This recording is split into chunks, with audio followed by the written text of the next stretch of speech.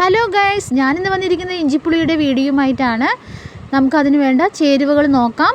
കറുത്ത പുളി ഞാൻ വെള്ളത്തിലിട്ട് വെച്ചിട്ടുണ്ട്, ഇഞ്ചി ചെറുതായി അരിഞ്ഞത്, പച്ചമുളക് അരിഞ്ഞത്, എണ്ണ, കല്ലുപ്പ്, മുളക് പൊടി 1 സ്പൂൺ, മല്ലിപ്പൊടി 1 സ്പൂൺ, 2 സ്പൂൺ പച്ചരി, ജീരകം 1 സ്പൂൺ, ഉലുവ 1 സ്പൂൺ, കപ്പലമുളക്, കടുക്, വെല്ലം, കായം, മഞ്ഞൾപ്പൊടി, തുവരപ്പരിപ്പ്, ഉഴുന്നുപരിപ്പ്, കുരുമുളക്, മല്ലിത്തല, കറിവേപ്പില.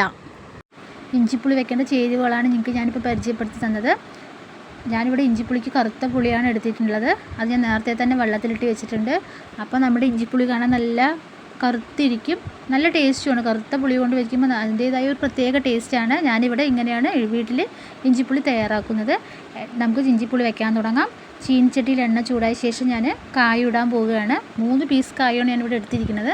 അതിൽ 2 പീസ് വറുത്തിട്ട് പൊടിക്കാനും 1 പീസ് നമുക്ക് പച്ചയ്ക്ക് ഇടാനുമാണ്. കായം ചൂടായ ശേഷം ഉലുവ ഇട്ടു. ഉലുവ ചൂടായ ശേഷം ജീരകം ഇട്ടു.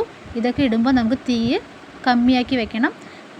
നമ്മൾ പച്ചരി 2 സ്പൂൺ പച്ചരി എടുത്തത്, ഇത് 3ഉം കൂടി നമുക്ക് വറുത്ത് പൊടിക്കാൻ വേണ്ടിയിട്ടാണ്. അപ്പോൾ വറുത്ത് പൊടിച്ച് ഇടും. നമുക്ക് ഈ ഇഞ്ചിപ്പുളിക്ക് പ്രത്യേക ഒരു മണവും കിട്ടും, നല്ല ടേസ്റ്റും ആയിരിക്കും. പുളി നമുക്ക് കുറുകിയും കിട്ടും. അപ്പോൾ ഇത് ശരിയായി നല്ലോണം വറുത്ത് വന്നിട്ടുണ്ട്. ഞാനിതിൽ കുരുമുളകും കൂടി ഇട്ടിട്ടുണ്ട്. അപ്പോൾ നമുക്കിത് വറുത്ത് വെച്ചിട്ടുണ്ട്. ഇനി നമുക്ക് ആ എണ്ണയിൽ തന്നെ ഇഞ്ചിയും പച്ചമുളകും വറുത്തെടുക്കാം. ഇത് വറുത്ത് നന്നായി മൊരിയുമ്പോഴേക്കും നമുക്കിത് നേരത്തെ വറുത്ത് വെച്ചിരിക്കുന്നത് മിക്സിയിലൊന്ന് നന്നായിട്ടൊന്ന് പൊടിച്ചെടുക്കാം. നമ്മുടെ ഇഞ്ചിയും പച്ചമുളകും നന്നായി മൊരിഞ്ഞിട്ടുണ്ട്. അപ്പോൾ നമുക്ക് അതിൽ തന്നെ കടുക് വറക്കാം. അപ്പോൾ നമുക്കതിലേക്ക് കടുക് ഇട്ട് കൊടുക്കാം. കടുക് പൊട്ടുമ്പോൾ നമുക്കിതിലേക്ക് ജീരകം, കപ്പലമുളക്, കറിവേപ്പില എന്നിവ ഇട്ടിട്ട് നന്നായിട്ടൊന്ന് ഇളക്കിയെടുക്കാം. ഇതുപോലെ നിങ്ങളും വീട്ടിൽ തയ്യാറാക്കി നോക്കണം. നമുക്ക് പിഴിഞ്ഞ് വെച്ച് പുളി ഇതിലേക്ക് ഒഴിച്ച് കൊടുക്കാം. ഇതിൽ കുറച്ചിടും ഞാൻ. അപ്പോൾ നല്ല പുളിപ്പാണ്, ഈ കറുത്ത പുളിക്ക് നല്ല പുളിപ്പാണ്. അപ്പോൾ കുറച്ചുകൂടി വെള്ളം ഒഴിക്കുന്നുണ്ട്. ഇതിലേക്ക് മഞ്ഞൾപ്പൊടി ഇട്ടു. കല്ലുപ്പാണ് ഞാനിവിടെ ഉപയോഗിക്കുന്നത്. അതിലേക്ക് ആവശ്യമായ കല്ലുപ്പിട്ടു. ഇനി നമുക്കിതിലേക്ക് മുളക് പൊടി, മല്ലിപ്പൊടി ഇട്ട് കൊടുക്കാം.